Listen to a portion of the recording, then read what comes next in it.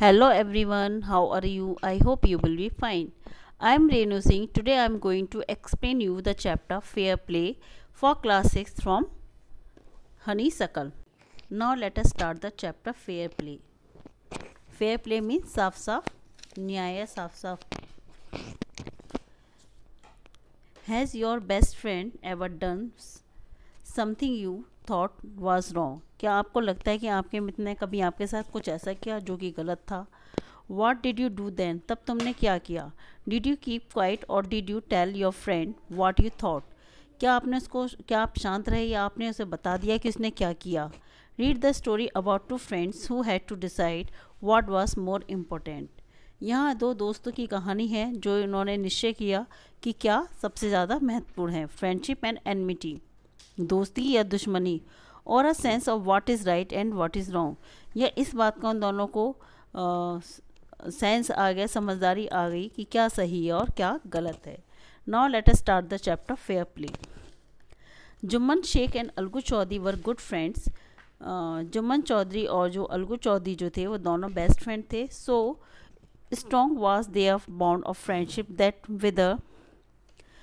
that when either of them went away from the village, the other looked after his family.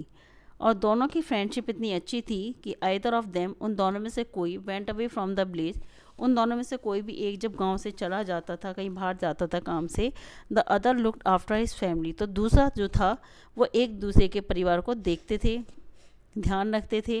Both were greatly respected in the village, और गांव में उन दोनों का सभी लोग सम्मान करते थे. Jumman had an old aunt who had sum property. Jumman की एक चाची थी जिसके पास में कुछ संपत्ति थी. This she transfer to him on the understanding that she would stay with him and he would look after her. This she transfer to him on that understanding that, तो उन्होंने, चाची ने जो अपनी जो प्रॉपर्टी जो थी वो जुम्मन के नाम कर दी, ये सोच के कि वो उनके साथ में रहेगी. And he would look after हर, और वह जुम्मन जो है वो उनकी देखभाल करेगा. The arrangement worked well for a couple of years. 1-2 साल तक तो सारी व्यवस्थाएं सही से चलती रहीं. देन द सिचुएशन चेंज, फिर कुछ समय के बाद वो परिस्थितियां जो थी वो बदल गई. Jumman and his family were tired of the old relative. Jumman और जुम्मन का परिवार जो था वो अपनी बूढ़ी चाची से परेशान हो गए. Jumman became as indifferent to her as his wife. Jumman जो था अपनी पत्नी की तरह वो भी चाची से बिल्कुल अलग हो गया, मतलब वो बिल्कुल भी चाची का ध्यान नहीं रखता था. Who grudged even the little food that the old lady wanted every day.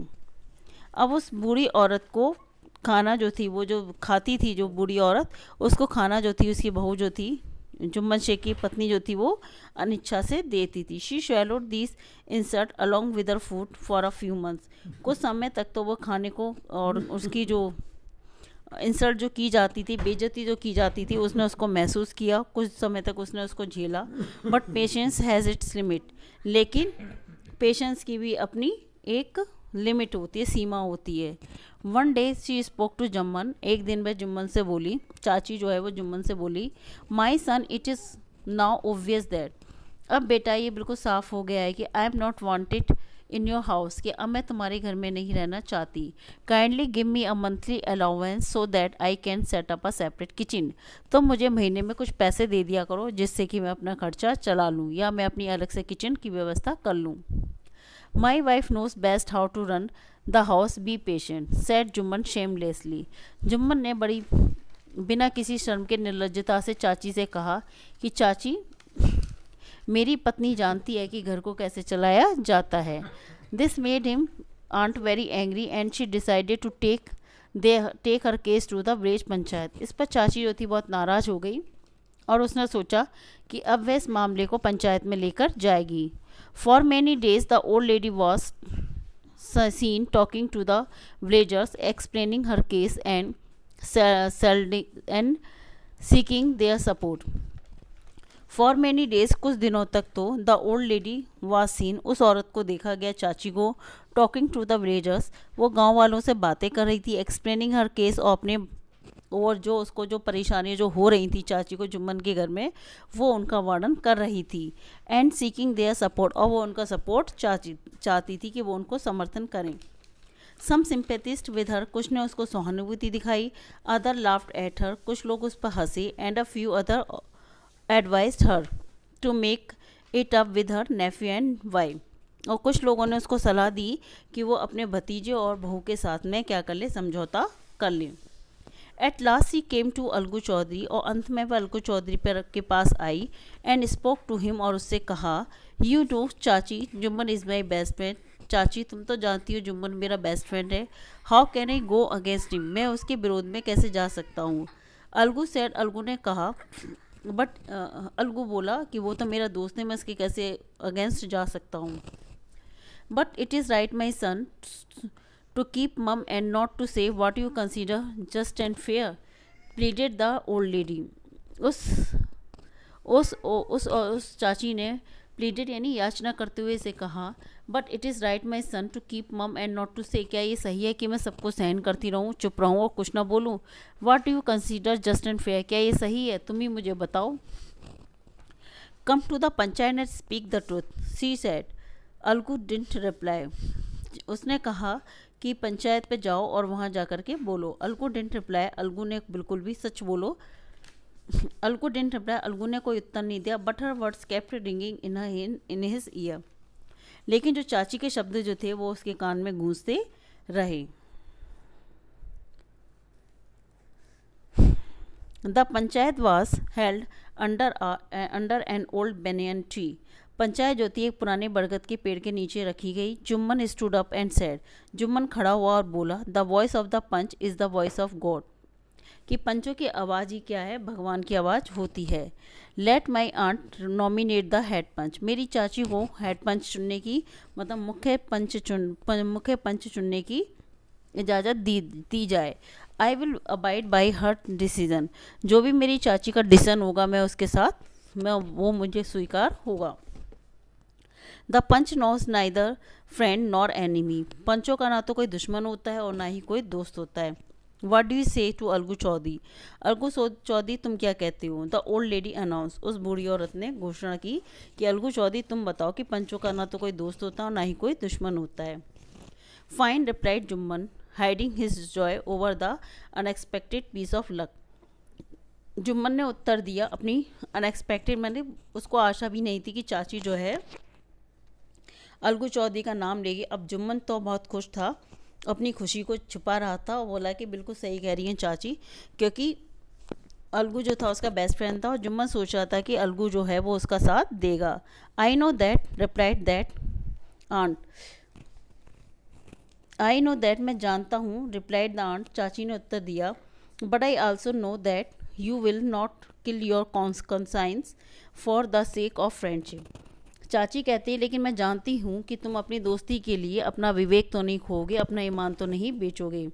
God lives in the heart of the panch, वो कहती कि पंचों के हृदय में भगवान निवास करते हैं।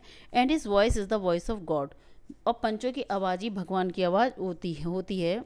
And the old lady explain her case, और उस बूढ़ी औरत ने अपना केस का वर्णन करना शुरू कर दिया। जुम्मन सैड अलगू ने कहा, Jumman you and I are old friend, your aunt is as dear as you. जो अलगू कहता है कि जुम्मन तुम मेरे दोस्त हो लेकिन मुझे चाची उतनी ही प्रिय है जितनी कि मुझे तुम हो। नाउ आई एम ए पंच, अब मैं एक पंच हूँ।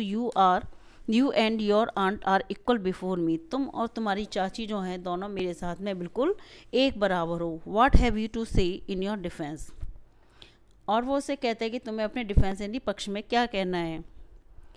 3 years अगो बिगिन जुम्मन ने कहना शुरू किया, 3 साल पहले my aunt transferred her property to me, मेरी चाची ने अपनी संपत्ति मेरे नाम कर दी। I promise to support her as long as she live, मैंने चाची से कहा कि जब तक चाची जिंदा रहेंगी मैं उनका वो करता रहूँगा, क्या करता रहूँगा, मैं उनकी देखभाल करता रहूँगा। I have done all I could, जो कुछ मुझसे हो सका मैंने वह सब किया। There have I promise to I promise to support as long as she lived, मैंने उनसे वादा किया कि जब तक वे जिंदा रहेंगी तब तक मैं उनकी मदद करूँगा। I have done all I could, मैंने वो सब किया जो मैं कर सकता था। There have been a couple of quarrels between my wife and her, एक आध झगड़े जो थे मेरी पत्नी और मेरी चाची के बीच में झगड़े होने लगे, but I can't stop it, लेकिन मैं ये सब नहीं रोक सका। Now my aunt is claiming a monthly allowance from me, अब मेरी चाची चाहती कि मैं उसको हर महीने कुछ ना कुछ उसके खर्चे के लिए पैसे देता रहूँ। This is not possible, that's all I have to say, वो कहता है कि मेरे लिए संभव नहीं है, बस यही बात है और कुछ मुझे नहीं कहना है। Jumman was cross examine by Algu and others, Jumman जो होता है वो दूसरे पंचों से भी जिरह वगैरह करने लगता है, मतलब क्रॉस एग्जामिन किया जाता है।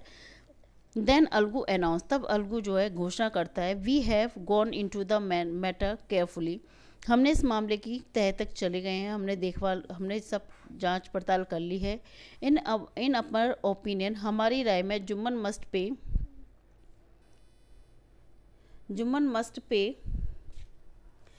Must pay his aunt a monthly allowance or else the property goes back to her, कि जुम्मन को अब अपनी चाची को पैसे देने पड़ेंगे, नहीं तो प्रॉपर्टी जो है वो वापस हो जाएगी। Now the two friends were seldom seen together, अब जो दो दोस्त जो थे बहुत ही कम एक साथ देखे जाते थे। The bond of friendship between them was broken, उन दोनों की जो गहरी दोस्ती जो थी वो टूट चुकी है। इन फैक्ट यहाँ तक कि Jumman was Algu's enemy and wanted his remain, Jumman जो था वो अलगू का दुश्मन बन गया था और वह उससे बदला लेना चाहता था। Part third. Days pass and as ill luck would have it, Algu Chaudhary found himself in a tight spot, दिन गुजरे और फिर अलगू चौधरी का बुरा समय भी आया जब वो एक बहुत बड़ी विपत्ति में फंस गया। One of his fine pair of bullock died, उसके एक जोड़ी बैल था जिसका एक बैल जो था वो मर गया। And he sold the other to Samjhu Sahu, और उसने दूसरा बैल जो था समझू साहू को बेच दिया। अक्का ड्राइवर ऑफ ब्लेम, जो कि गांव में गाड़ीवान था। The understanding was that Sahu would pay the price of the bullock in a month's time, उन दोनों के बीच में अब समझौता हुआ था कि साहू जो है उस बैल का पैसा जो वो 1 महीने में अलगू चौधरी को वापस कर देगा। It's so happen that the bullock died up with in a month, होता यह है कि उसका जो बैल जो था ना, जो साहू को दिया था अलगू चौधरी ने अपना, वो 1 महीने के अंदर ही उसकी मृत्यु हो गई। Several months after the bullock's death, बैल की कई महीनों की मृत्यु के बाद Algu reminded Sahu of the money he hadn't yet paid, Algu Chaudhary जो है वो साहू को याद दिलाता रहा कि अभी तक अलगू जो है साहू को याद दिलाता रहा कि अभी तक साहू ने उसके मरे हुए बैल के पैसे वापस नहीं किए। साहू गॉट वेरी अनॉयड, अब इस पर साहू जो होता है बड़ा ज़्यादा नाराज हो जाता है। I can't pay you a penny for the rest beast you sold me, वो कहता है कि तुमने जो मुझे जानवर दिया था वो बहुत दुष्ट जानवर के, मैं तुम्हें कोई भी एक फूटी कौड़ी भी नहीं दूंगा। He brought us nothing but tune, उसने हमें कुछ भी कमा के नहीं दिया बल्कि उसने हमें बर्बाद कर दिया। आई हैव अ बुलक, मेरे पास भी एक बैल है, use it for a month and then return it to me, तुम 1 महीने के लिए उसे रख लो और फिर वापस मुझे दे देना।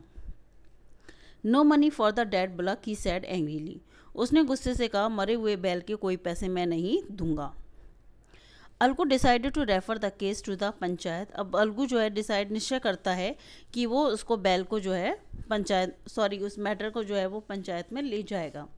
For a second time in a few months, दूसरी बार फिर कुछ महीने के बाद preparation for holding the panchayat were made, panchayat की तैयारी कर ली गई सारी की सारी। Are both the parties started meeting people seeking their support, दोनों ही पार्टी लोगों से मिलने लगी और सपोर्ट को खोजने लगी। The panchayat was held under the old banyan tree, panchayat जो थी वो पुराने बरगद के पेड़ के नीचे रखी गई।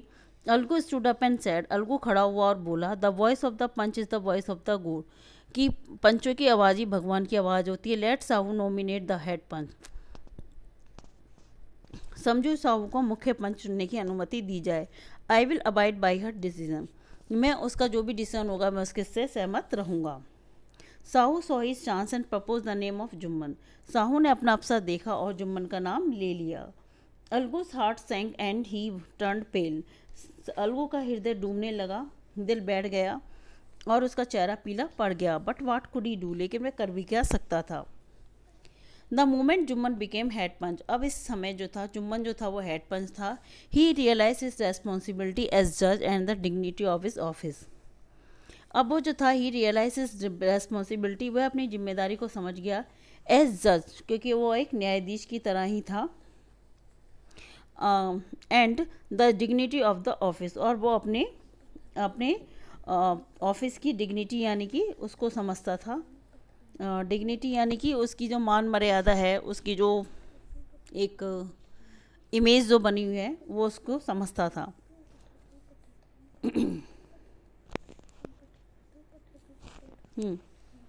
Could he seated in the high place, क्योंकि अब वो एक बड़े से ऊंचे स्थान पर था। एविज रिवेज नाउ, वो चाहता तो बदला भी ले सकता था।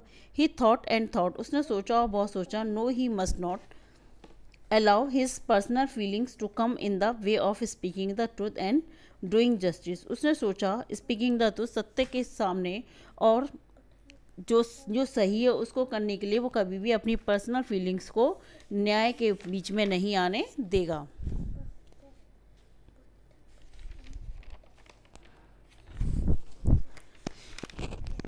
Both Algu and Sahu started their case, दोनों अलगू और साहू ने अपना केस शुरू किया। They were cross examine and case was consider deeply, दोनों से क्रॉस क्वेश्चन किए गए, जिरह की गई और फिर इसके बारे में बहुत गहराई से सोचा गया। Then Jumman stood up and announce, तब जुम्मन खड़ा होता है और घोषणा करता है, it is our opinion that Sahu should pay Algu the price of the blood, कि वो जुम्मन जो है खड़ा होता है और घोषणा करता है कि साहू को अलगू को उस बैल के पैसे देने होंगे। When Sahu bought the bullock if suffering its suffering from no disability or disease, Jumman Chaudhary कहता है कि जब साहू ने उस बैल को खरीदा था तो वो किसी भी बीमारी और किसी भी अपंगता से ग्रस्त नहीं था। The death of the block was unfortunate, बैल की मृत्यु जो थी वो दुर्भाग्यवश थी। But Algu can't be blamed for it, इसके लिए अलगू को दोष नहीं देना चाहिए। Algu could not contain his feeling, Algu जो था वो अपनी भावनाओं को नहीं रोक पाया। He stood up and said loudly over and over again, अब अलगू चौधरी जो था वो खड़ा हो गया और ज़ोर ज़ोर से बोलने लगा, victory to the panchayat, panchayat की जय हो, दिस इज जस्टिस, यही न्याय है। God lives in the voice of the panch, वो कहता है कि पंचों के हृदय में, पंचों की आवाज़ में भगवान की आवाज़ होती है। Soon after Jumman came to Algu, फिर शीघ्र जुम्मन जो है अलगू के पास आता है। एम्ब्रेस हिम एंड सेड, उसको गले लगाता और कहता है, सिंस द लास्ट पंचायत, अंतिम पंचायत से लेकर आज तक, I had become your enemy, मैं तुम्हारा दुश्मन बन गया। Today I realize what it mean to be a panch, लेकिन आज मुझे एहसास हुआ है कि पंच का क्या अर्थ होता है। A panch has no friend no enemy, वो कहता है कि पंचों के ना कोई दोस्त होता ना कोई दुश्मन होता है। ही नोज ओनली जस्टिस, वह केवल न्याय जानता है।